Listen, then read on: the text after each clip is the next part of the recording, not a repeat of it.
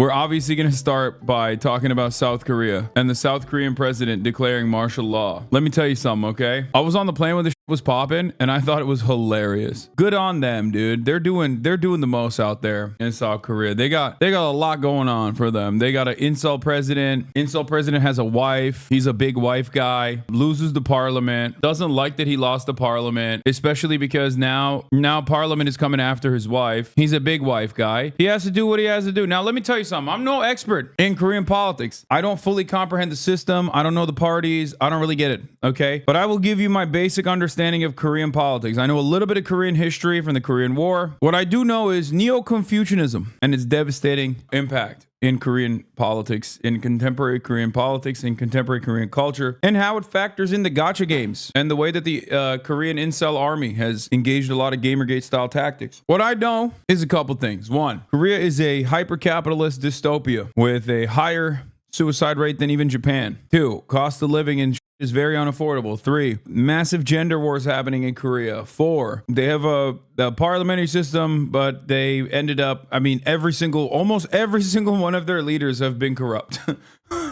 They love doing corruption, and it's the funniest type of corruption usually. Not like the regular, oh, this chaebol runs the country and decided to like sue the state because there was a new Samsung TV coming out and they wanted to make it a national holiday or something. Like that stuff is regular. That happens all the time. But like the type of corruption that they also engage in is like they get their dumb sons and daughters into school, and then their dumb sons and daughters go to these like prestigious schools, but they also don't end up actually showing up to class or whatever. And that's like that's the big thing. Like it's like truancy. Yeah, it's not.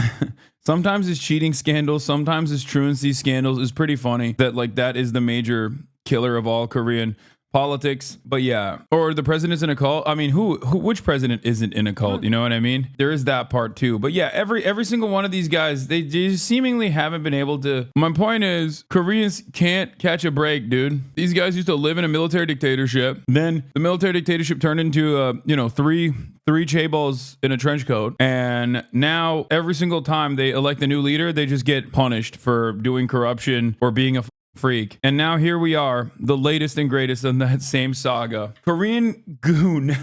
I declare martial law to protect the Free Republic of Korea from the threat of North Korean communist forces, to eradicate the despicable pro-North Korean anti-state forces that are plundering the freedom and happiness of our people, and to protect the free constitutional order. That's right. South Korea, big problem with communism. Everybody knows how big the problem with communism is. Understand that this is just like every fascist's rallying call. Every fascist rallying cry is like, oh, I'm here to, defeat the anti-democratic communist forces by doing martial law and killing a bunch of people. And like, if you know a little bit about Korean history, you know that is exactly how they used to operate. And they would just like kill a shit ton, Jakarta method style. They would basically just kill a shit ton of people who were like trade unionists, feminists, anyone who was like anti-government in any meaningful fashion. They would just like murk them to be like, oh, you're a communist, you're a sympathizer. And America basically oversaw that and thought it was awesome. So really cool that South Korea's last president is trying to bring that back in a big way. Through this martial law, I will rebuild and protect the Free Republic of Korea, which is falling into the abyss of national ruin. To this end, I will definitely eradicate the anti-state forces who are the main culprit of the country's ruination and conduct vicious activities. It's pretty funny because like it's just far right versus lib right as far as I understand. It's not like there's any sort of real communism happening, and it's just a bullshit excuse. And it's basically just like a consortium of like Korean women who are like, hey, maybe you shouldn't kill us. Like that would be nice. That's communism. And then a bunch of people who are like kind of neoliberal and will at least say that they want to like eliminate corruption or something. And then that's treated as communism in this perspective. But I guess the reality is, like, nobody thinks that there's real communism happening in South Korea. He's just using that because he thinks like that will be successful at getting dumbasses on board. Having said that, interestingly enough, the Korean trade union movements they're pretty strong, and Koreans also love to party. They love to riot. They are very French in that regard. I suspect that there will be some labor actions that come out of this, so we'll see. No, there already is. There you go. The Korean Confederation of Trade Unions will begin an indefinite general strike tomorrow, demanding an immediate resignation of President Yoon Suk Yeol, President Goon. I'm with him. I think we need more wife guys in power. I think what he did for his wife, and a lot of y'all don't understand that because you're incels. He's not. Oh, I'm sorry. I didn't realize it was illegal to love your wife and defend her from corruption charges because she has expensive taste. Sorry, my bad, okay? The television channel shows a popular chat show. The mood is as soft as the furnishings. Until the president breaks into the evening schedule and spoils it with a national address that shocks the nation. 친애하는 국민 여러분. President Yoon declares martial law, putting the military in charge. He blames pro-North Korean opposition parties who make up the majority in parliament and who've been blocking his legislation, including a budget. Yeah, his opposition parties are all North Korean in nature. It was awesome. I do find it really interesting how bad things are getting. I will say it is an interesting predicament. It almost feels like neoliberalism on overdrive for the past 3-4 decades now, without any sort of serious contender, ideological, on the global stage. We have arrived at this capitalism supercharged moment where there's a lot of spearheaded, there's a lot of, movement in the direction of fascism. If you have been dominated by America, you're already relatively reactionary. You already have sometimes fundamentalist leadership. And if you're in the sphere of influence of America, you slowly but surely have revitalized your nascent fascist movements. Meanwhile, of course, America is doing that too. Fascist South Korea is preferable on the border of China to the US empire. Yes. I mean, that's not a stretch. That's just history. What you're describing is literally history. That is what happened. Like, people think Korea was always this shining beacon, the Japan of the 90s. It wasn't. Shit sucked. It was a military dictatorship, and America kept it that way because it suited its political purposes in the region. Parliament in this building should now be suspended. But it's also the only body that can overrule the president and his martial law by voting against him. Cue a midnight dash for Parliament. First, the army. Heavily armed soldiers enter the back doors of the building. Others take a more direct route, and some need a little extra help. But opposition leaders have also summoned lawmakers and supporters to the National Assembly. This party boss... Bro, the Korean incel guy is such a loser, by the way. Truly remarkable, truly shocking to me. He was so bad at doing a coup that he couldn't even bring out the special military units fast enough. How do you fuck it up so bad? How do you do a coup where these old ass motherfuckers can just jump over the barrier, and before you even protect the parliament, you allow these goddamn libtards to jump over the barrier and come in and vote against your coup? It's up. It makes no sense, dude. He got 100% disapproval rating. That's crazy. Everybody was like, no, dog, your shit sucks. 190 votes. Motherfuckers climbed the barrier of the parliamentary wall so they could go in, and then their nerd staffers were literally pushing back the special forces and stopping them from entering the parliament to push out any of these people, to push out the people, and then they took it to a goddamn vote. And honestly, liberalism won, okay? Turns out you can vote away fascism, it seems, at least so far. Anyway, we got a lot of crazy footage. Like this lady who is a lawmaker who literally grabs the weapon. This is dude, going for the service weapon of an officer type is kind of crazy.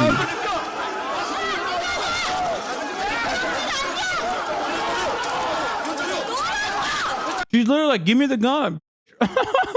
Guys, you misunderstand. Koreans don't have guns, so they don't know what it is. They just don't know what it is. That's what it is. That's the problem. That's why they don't understand it's deadly to do that. This kind of stuff is so sick, but I'm always worried that I'm going to hype up some lady, and then a week later, I'm going to find out that she's a psycho. You know what I mean? Half the time, whenever you see stuff like this, you'll be like, oh, look at this massive protest. And then you find out they think it's illegal to even have gay thoughts or something. You know what I mean? Now, I'm not saying this lady's like that, but it happens quite frequently in international politics. She's the descendant of an independence activist against Japanese imperialism and graduated from Elha Women's University that led the impeachment of the former President Park Geun-hye. Okay, well, I dig that the grandpa was an independence activist and Japan calls him a terrorist. She is On Guoryang, she's part of the Democratic Party, which is known to be very centrist, but labeled as extreme leftism.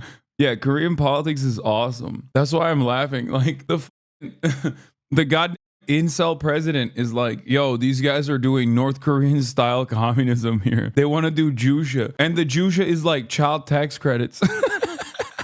The Jusha is like, hey, why don't we actually not make it a 70-hour work week? I think we should keep it at the reasonable 67 it was at, sir. And then he's like, oh, that's the most communist thing I've ever heard in my life. Also, I'm f***ing up the numbers, but it's not even a joke. That's literally what happened. Like, I'm exaggerating on the numbers, but like, that's what the president literally did. So that's not even a joke. It's crazy. They'd be like, can the unions get weekends off? They're like, this is the most extreme leftist position we've ever heard in our lives. What the fuck are you saying? It's you want Jusha style self-reliant North Korean communism. We will not allow it. I mean, this is bad as fuck, dude. She's a bad for this. This is crazy. Also, what is up with the North Korean Special Forces, man? What is up with the North Korean Special Forces? I mean, as much as I respect them for having trigger discipline and not like unleashing hell upon this civilian population, half of them are congresspersons or whatever. I said North Korea, my bad. Yeah, it's just wishful thinking. Sorry. Yeah, South Korean Special Forces are just like, what's happening here? I've never seen people get pushed over so much with this much gear. It's kind of wild.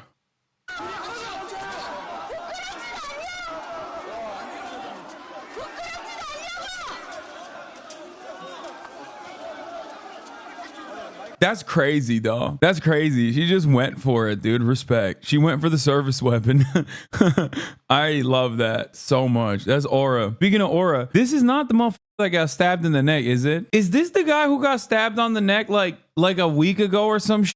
Like it wasn't that long ago. Not a week ago, but like he got stabbed in the neck like 2 months ago. And this motherfucker is already at it again. A year ago? God, time moves fast. I thought it was like a couple months ago. Okay, whatever. He got stabbed in the neck a year ago and he's back to his old ways. Look what this man does here. It's awesome. Live streamed himself being chauffeured to Parliament before clambering over the gate. Yeah, he didn't just live stream himself getting chauffeured to the Parliament. He live streamed himself breaking into the Parliament and jumping over the gate. Inside. There is nothing funnier than that, dude. I love that. That's so awesome. And guess which platform they couldn't do any of that on? Twitch.tv, because Twitch Korea is now gone. Imagine the content that would be on Twitch right now if Twitch Korea still remained, dude. MPs and journalists scrambled to get to the chamber. Outside the gates, the scuffles continue in a cloud of tear gas and a flash of cameras. Here, a member of parliament is seen grabbing a soldier's gun, shouting, "Are you not ashamed?" Others remember the last time martial law was imposed in this country, before South Korea shook off military dictatorship to become one of the most prosperous and vibrant democracies in Asia. And what happens in South Korea has... No disrespect. This is not like shitting on South Korea at all. I just don't think America has a vibrant democracy either. It is funny though when people are like, oh, you don't understand. South Korea, this vibrant democracy. Like the only reason why they're saying that is so they can compare it to North Korea, which is bad, right? Like who the f in the Western world has their shit in order at this point? I'm serious. I'm not even kidding about this. Like we have fascists everywhere, dude. Oh, sucks. Repercussions well beyond its borders. A short missile's flight away from Seoul is North Korea, where dictator Kim Jong-un rules his nuclear-armed dystopia with the constant threat of invasion of the South, now in political turmoil. There to stop the North from trying it on are 29,000 US troops in one of the biggest American bases overseas. They've been here since 1953, the end of the Korean War. What will happen to them after President Trump takes office? One of the many questions with regional implications. Back to tonight, back to Parliament. As the standoff continues, the opposition parliamentarians who've made it into the building vote against the martial law. The result is 100... I also don't understand it. It's like, why do we have so many troops and so much money that we're spending overseas that we have no control? Like, when this motherfucker pulls this shit off, one phone call, dude. Hey, President Goon, let me tell you something. Stand the fuck down. Fuck you mean you're doing martial law? Stand down. I got 29,000 brave U.S. military Marines right there, ready to let it rip. What the fuck is this? 90 to 0. The remaining 110 MPs who belong to the President's People's Party did not show up to vote. Many of them, by the way, were also against the imposition of martial law. In the dead of night, the soldiers are filmed returning to barracks.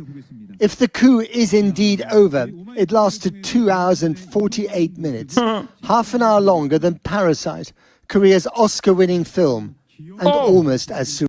Oh, that's fucked up. That's fucked up. You can't be comparing it to Korean works, man. That's crazy. That's fucked up. Respect, though. Where's that thread? But yeah, he declared martial law. First declaration of martial law since 1979, which was followed by Gwanlu uprising in the following year. President Yoon ordered a complete shutdown of the National Assembly, but he failed to do so. Opposition Democratic Party urgently summoned its members of the National Assembly. The speaker was headed to the National Assembly building. It was closed off by the police. They still went in. The ruling party also called for his representatives for an emergency caucus, and its leader criticizing the declaration of martial law as inappropriate. President Yoon Suk Yeol of South Korea declared martial law in the emergency briefing. Yoon said it was made to prevent the anti-state forces, specifically citing the opposition party and its followers as pro-North Korean leftist groups. Under the Constitution of the Republic of Korea, the president has the authority to declare martial law and prescribe its scope, rights, procedures, and duties of martial law commander through the Martial Law Act. First martial law was declared on October 21st, 1948. It was following the Yosu Sunshan incident.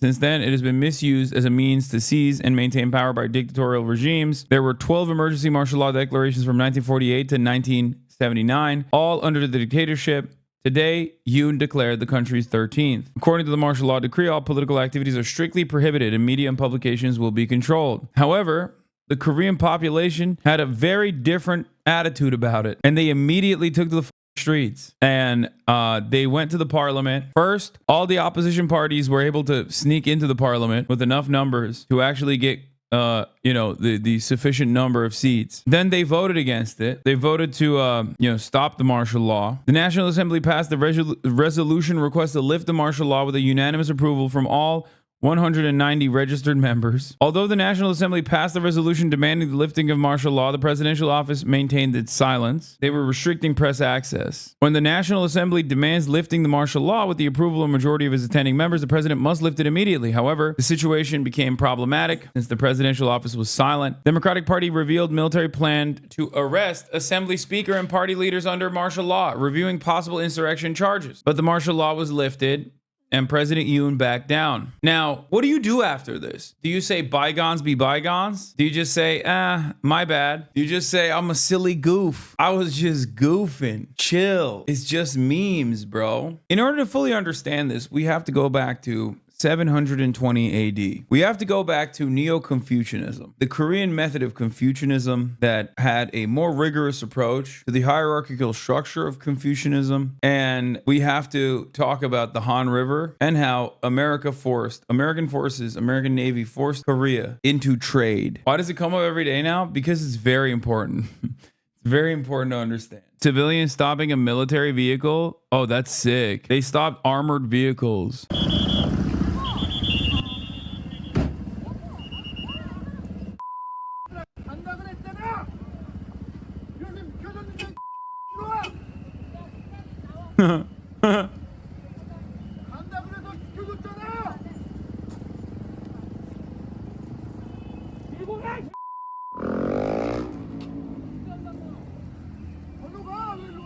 I can't believe you're celebrating the Korean January 6th. I mean, this isn't entirely like January 6th. It's like, oh, this was funny too. When the soldiers were coming up to the parliament building, one of the guys just redirects him. He just flips him, dude. This is amazing. He just goes, nope. Motherfucker didn't even put his phone down, dude. He literally has a phone in one hand. He just went, whoop. Yeah, get rotated, idiot.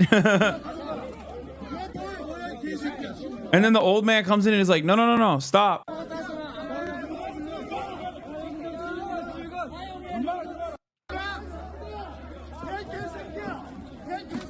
Dude, that's awesome.